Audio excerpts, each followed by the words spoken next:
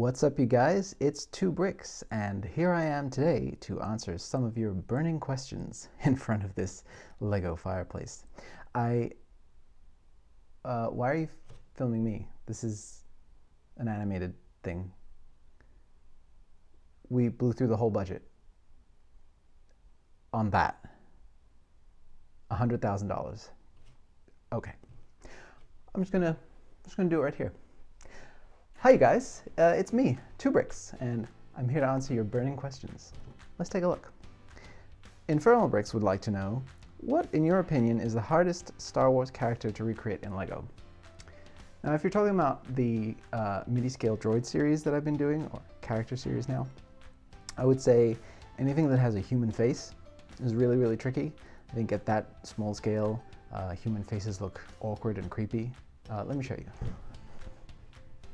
See, here I have my C-3PO, and you'll notice that the facial proportions work out pretty well for somebody whose main face is essentially a slit and two circles for eyes. I think anybody that was trying to look more human than this guy would probably come off really bizarre looking. Wacky aliens are fine, but I think somebody like, say, a Luke Skywalker, Rey, a Han Solo, or whomever would probably be outside of the realm of possibility for that. If you're talking about for minifigures, anyone with 4 arms is really tricky to do because there's not that many 4-arm solutions out there for minifigures. As I was discovering when I was making Grease, who you can see poking out the front of the ship there, I'm not sure if you guys can see that, he was really tricky to crack as well. So there you go. What are some tips, the Lego Jar would like to know, for making some of the Star Wars vehicles that you make? Well, I think it really depends, because I like to do stuff small, if I can, because then you get something that's pretty economical on parts usage, and then you can just focus on creating the shape and the detail. I think the things that are tricky for me when I'm making Star Wars vehicles is to capture the level of detail that I want. Like, for example, with my Falcon, I feel like you really have to study reference books and study screenshots from the movie. Hey, why is this dish up? Get down. And then you can try to recapture some of that detail. The tricky part comes, I think, when you have multiple models that were used for shooting in the movie, like particularly in the old days when they had more practical models. Then it's tough because they always look a little different from scale to, for bigger to smaller models. So I think that part is tricky, just deciding like what is the official way that, for example, the Millennium Falcon looks. I think nowadays we have it a little bit easier with more of the CG models. There tends to be more consistency across the board. But tips for making them, I guess I would say I look at a lot of what other builders are doing for inspiration, for techniques and stuff, and for solutions. And then I just try to be really literal and faithful with the details. Like if I see, for example, the blue stripe going up the wing of this ship, I want to make sure that I capture the angle that I can, and I keep experimenting with different plate shapes, and different curves and slopes and things until I get it exactly the way that I want it. But I mean, I think it's a tricky thing to kind of pass on, is, the tips of how to make Star Wars vehicles. I guess my thing would be do it as small as you can, so that way you have maximum value for your parts.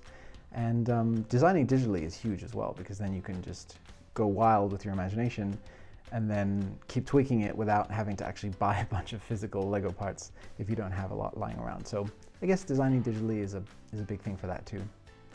Yeah, that's a tough one. Thanks for the question. How long does the average video take to make? It varies. I would say that the Star Wars Micro Fleet series are the ones that take the longest, only because there's a lot of extra production work that goes into those. Like, I like to really showcase the ships individually. I like to put them in a nice background, like make them feel like they're popping, like they're in the movie, and do the little data bank card and everything for those. That takes a little longer to do, but I would say for shooting time, typically it's about twice the length of the video, because I'm usually shooting a bunch and then trimming it down. And I do try to cut out a lot of the ums and ahs as well, which you'll probably get some more of in this video. But yeah, I think the actual shooting process, if it's a 20-minute video, it might take an hour. And then actually editing and stuff could take anywhere from half a day to a full day. It really depends. But yeah, thanks for the question. Third Age Lego wants to know, do you think making minifigure accessories or minifigures / accessories in a 3D printer is good? I don't think it's good or bad, actually. I think it's a really cool, useful new tool that we have where you can create something that Lego hasn't given us, and then you can just go ahead and make it yourself, and if you can, why not? I think it's pretty cool. I think the trouble comes when when everybody has access to 3D printer technology and it's a lot cheaper and easier to kind of manage.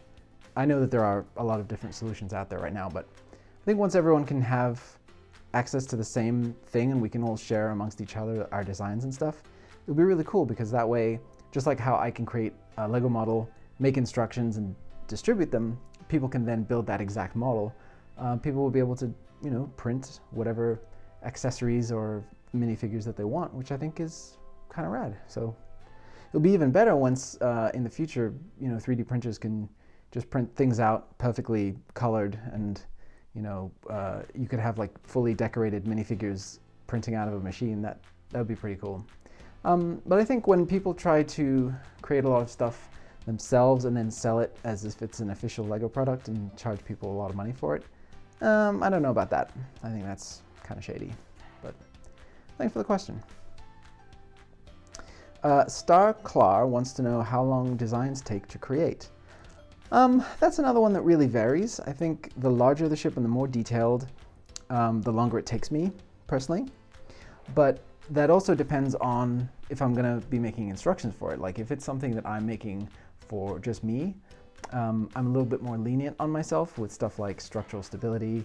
For example, if I know it's just going to sit on a shelf and I'm not going to mess with it, I don't have to worry that somebody else is going to be, building the thing and then it's going to fall apart on them.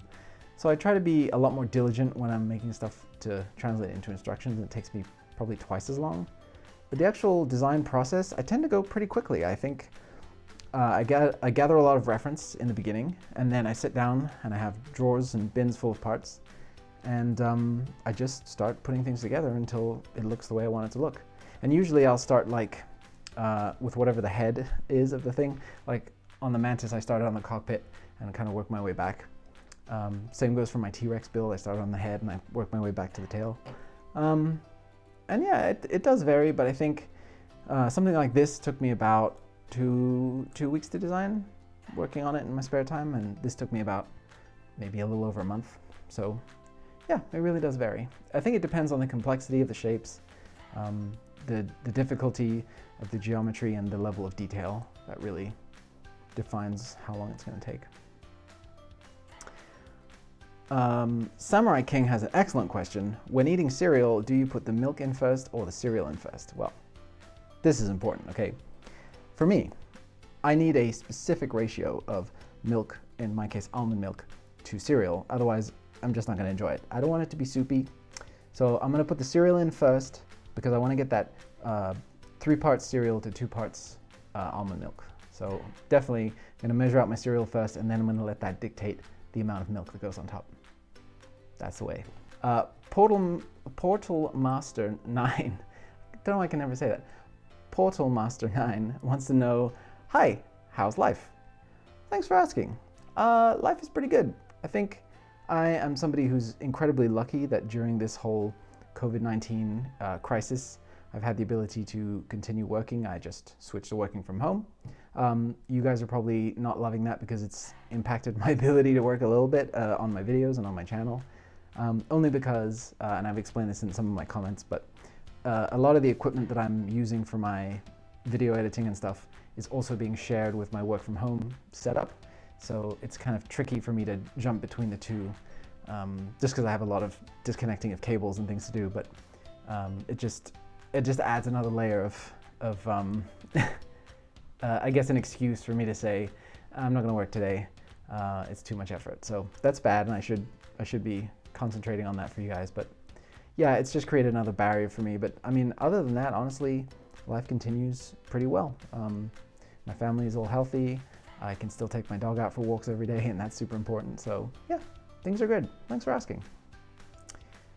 Sam wants to know, how do you approach builds when doing something custom? How important are details like working landing gear and doors for ships? What accent do you have? I'll tell you that in a second. What is your favorite universe / fandom to build, and or in general, what are your favorite builders? My goodness, that's a big question. All right, I'm going to take it in chunks. When building something custom, how I approach it is kind of what I was saying before. I do a lot of reference and a lot of research into the interior, the exterior, and try to get a real feel for the overall shape and the overall kind of complexity of what I'm trying to tackle. And I usually will think about, the first thing that I think about is what is going to be the most difficult thing about this particular design. And then I try to get my brain working on that first while I start to tackle the easy stuff. So while my hands are busy doing what I can do, my brain is busy figuring out what I can't do. I think landing gear and opening doors and interiors and things are super important to me when I can do them. I think when you're working on something that's a large-scale model like one of these, and you have a lot of space in the design, I think, if you can fit, features like landing gear and opening doors and stuff in there, go ahead and do it. Why not, right? And part of the fun, part of the challenge to me is once I've finished a model, I'll go back and think about the things that I couldn't do and then try to fit those things in. A good example of that would be on the Mantis. I've made several improvements already since the video that I shot last week for it, with stability, with added features, with all the things that I couldn't quite figure out, like getting these little windows down in here. I've been able to go back and address some of those things. So yeah, that's a lot of fun. I think those things are what kind of separates a Lego set, which is more of a play set, from what I would consider more of a professional model that is more aimed at people my age. And I won't tell you what that is. So what is my accent? My accent is a mixture of British, South African, and Los Angeles, which is where I currently live. Or Californian, I guess. And what is your favorite universe or fandom to build in? Star Wars is my number one. You can see all my Star Wars figs behind me, my Star Wars creations in front of me. That's just my number one fandom overall. I really love the Harry Potter universe, and I would really love to do some more Harry Potter builds. So stay tuned for that, I guess. But yeah, I think anything that's kind of more sci-fi and technological, I really feel like it goes really well with Lego. Fantasy stuff is more tricky for me just because what I've been collecting over the years doesn't really lend itself to that. So something like a Lord of the Rings build I'm going to struggle a little bit more with because I don't have a lot of those fancy decorative elements and things. I don't have a big selection of weapons and stuff to choose from. So yeah, I think I tend to stick more with what I have and build within that region. But I would like to expand out a little bit more in the future. And then who are your favorite builders? Oh man, I mean, that's an impossible question. There's so many. And actually just recently, having been more active on Lego social media and stuff, finding the different builders, of which there are just tons on Flickr, on Instagram, on YouTube. Yeah, there's way too many. I'll rattle off a few. Flickr, I love the builder Inthert, who does really, really nicely, densely detailed, very complicated Star Wars builds. I actually built his X-Wing and modified it a little bit. YouTubers I admire, I really love 2bricks. He's doing a great job over there, and his city is really incredible. Rich Boy J is killing it with his gigantic Star Wars mocks. Those are very, very impressive to watch those come together. And let's see, who else? I mean, there's just so many. Oh, Jason over at JK Brickworks is the stuff that he does with movement and fluid, organic movement out of Lego bricks just blows me away every time. So there's so many that I admire. I really can't really narrow it down too much. New England 4 wants to know how long I've been collecting Lego. All my life, technically, although I had a big move in 2008 where I emigrated from the UK to the United States, and I didn't get to bring my Lego with me, unfortunately. So I kind of had to start over again. And I really started seriously recollecting, I would say, back in 2012. So it's been about 8 years. I was working at a Lego store, actually. And being there really reminded me and really kind of re-sparked what I loved about the hobby. And, Lego store employees get a little bit of a discount on sets. So I just started collecting small things at first, and then I kind of expanded out, and now I'm back to having all of this stuff. So yeah, about 8 years.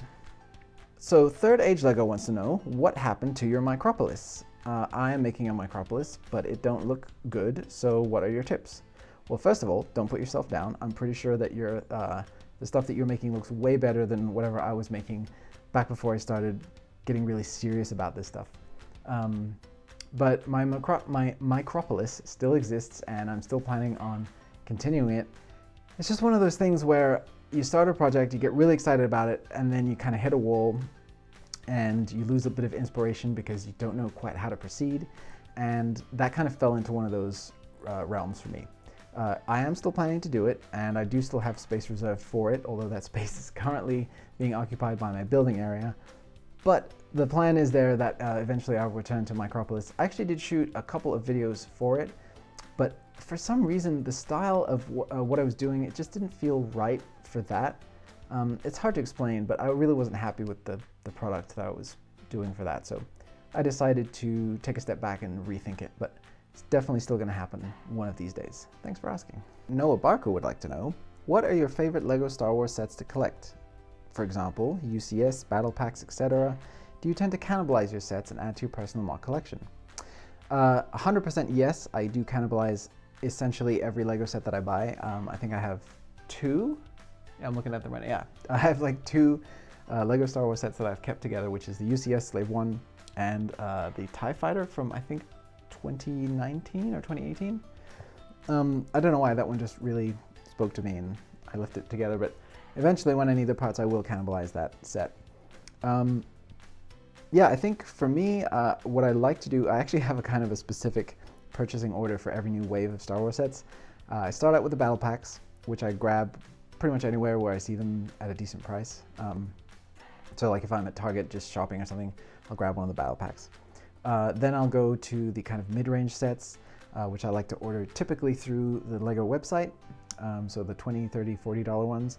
And then I can build up my VIP points with those, spend my VIP points getting more of them, etc. And then also apply those towards stuff like when they have little May the 4th giveaways and stuff like that. And then for UCS sets, I actually tend not to get them typically. It's pretty rare for me to pick up a UCS set, mostly because my main focus for Star Wars collecting is the minifigures. The parts and stuff that you get kind of is secondary almost, because every LEGO set gives you a bunch of parts, right? And for me, if I can spend the same amount of money that I would spend on one UCS set buying, somebody's man down. Okay. If I could spend the same amount of money purchasing one UCS set as like I do getting 4 or 5 or 6 mid-range sets, I feel like somehow I'm getting more bang for my buck that way, I guess, and plus I'm getting more minifigures that way. So what I will tend to do is go back and order the figures online from the UCS sets, unless it's one that I really, really love. Like I got the Sandcrawler, I got the Ewok Village, I got the Slave 1. So there are ones that I will pick up, but it tends to be more rare. I did not get the Millennium Falcon, for example, even though I really wanted it. I just felt like, for me, somehow, even though I know in the long run I'm going to spend that same amount of money eventually, putting it all down at once on a single set, just, I don't know, it feels weird to me. I can't bring myself to do it. So that tends to be the order of which I do my purchasing. Forlorn wants to know, that's a clever name, have you ever thought about making more minifigure scale small MOCs? I'd like to see your take on some smaller ships and land speeders, for example, the Delta 7B. Yes, I have, and that's something that I'm actually really interested in, mostly because I have a few more of these kind of, I guess I'll call them mid-range sets that I want to do, and then I have a whole list of tons and tons and tons of smaller vehicles that I really want to tackle. I really want to do an X-Wing, a snow speeder, I want to do an AT, ST, there's so many. The Delta 7 is a great example. That's Obi-Wan's Jedi Starfighter. Definitely, yeah, there's a ton. So those are all coming down the line. The channel is still fairly new, so, you know, there's plenty of room for all of those things to come later on. Thanks for the question. Squarehead333 wants to know, how do you design your MOCs, digitally or physically? Always physically. I would say Yeah, without exception, physically. That's not because I don't think digital building is a good tool, or I don't know, it's just not what I'm used to. For me, the Lego experience has always been about sitting down cross-legged with a bunch of trays of Lego all around me on the ground and just pulling parts out and just experimenting. And for some reason, having all the parts mixed like I do, I actually only separate my parts by brick type and plate type, so they're all mixed in together in the same bins. And there's something about seeing them all kind of laid out in front of me that sparks certain things that I just wouldn't think about when I'm designing digitally, because you have to kind of seek out through menus and lists of different part categories which parts you want to use. And so a lot of times I would just default to using the same kind of pieces over and over again. But if I'm seeing all the parts laid out in front of me and I'm like, oh, that's a weird thing from 12 years ago that I forgot existed, that might send me down a whole different path that I never would have thought of. So I definitely, I prefer to do things physically and then translate them into digital, for the instructions, and that system works really well for me. Nick Shambrook wants to know, when will you finish the Stinger Mantis and how much will it cost? Did you like Jedi Fallen Order?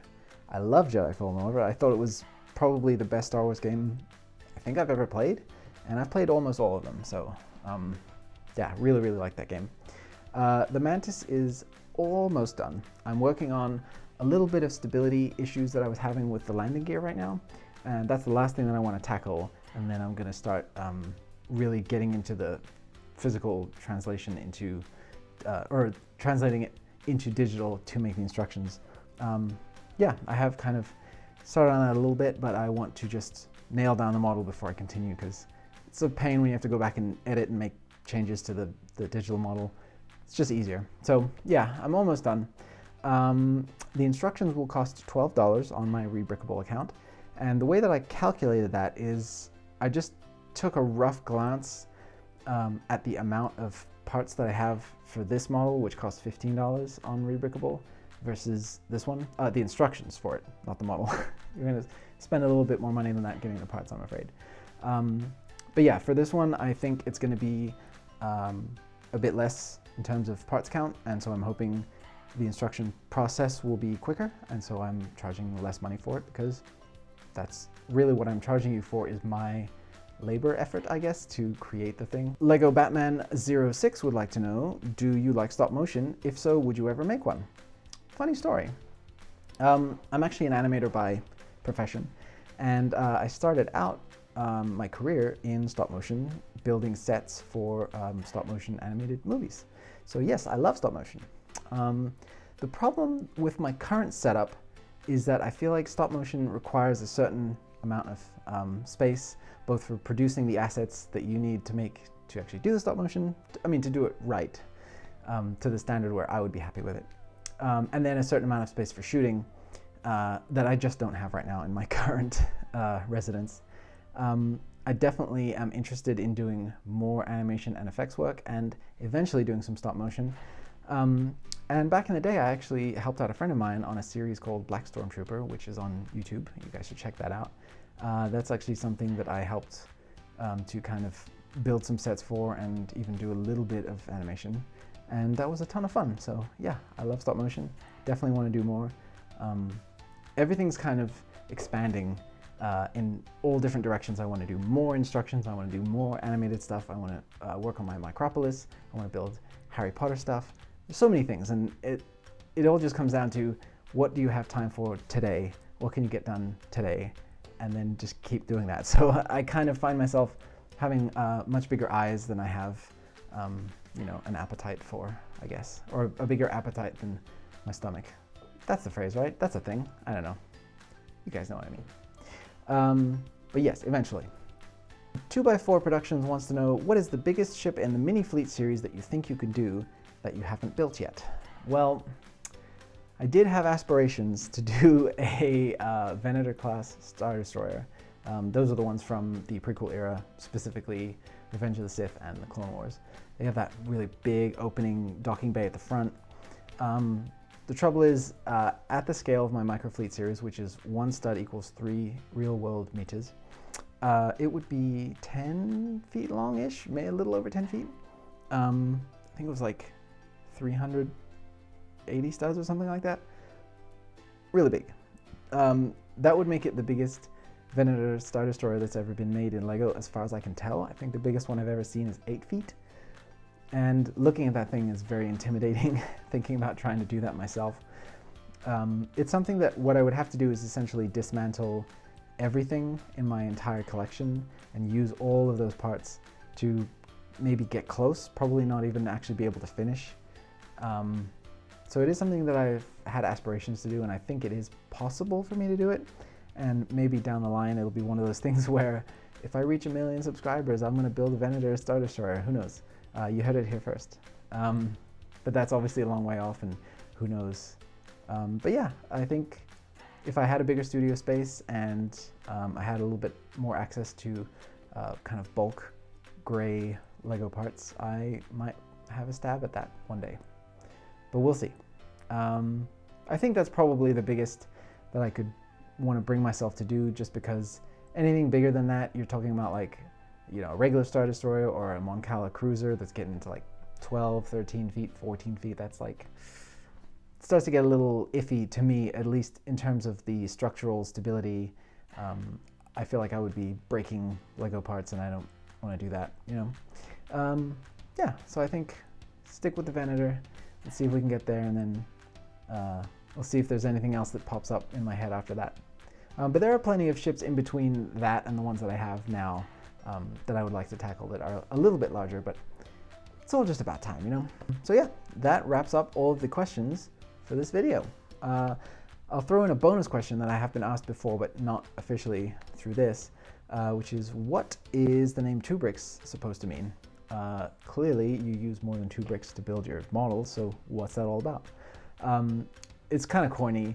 The idea was that I wanted to take what's like the most basic thing that you could call a Lego model, and I decided that if you put 2 bricks together, that officially you have a Lego model, you've created something. Of course, that's not always true. There are such things as one-piece builds. Like you could have a 1x1 round cylinder piece in green, or one of the kind of cone ones, and you could say, that's a pine tree. There you go. No one can argue with you. You've made a pine tree. But at least for me, I think once you've clicked 2 things together, you've begun, and that's kind of the inspiration, the earliest point of conception for a Lego model. So 2 bricks came from that. And then also I wanted to create a T for my name, T for 2 bricks. And so 2 bricks makes up the T.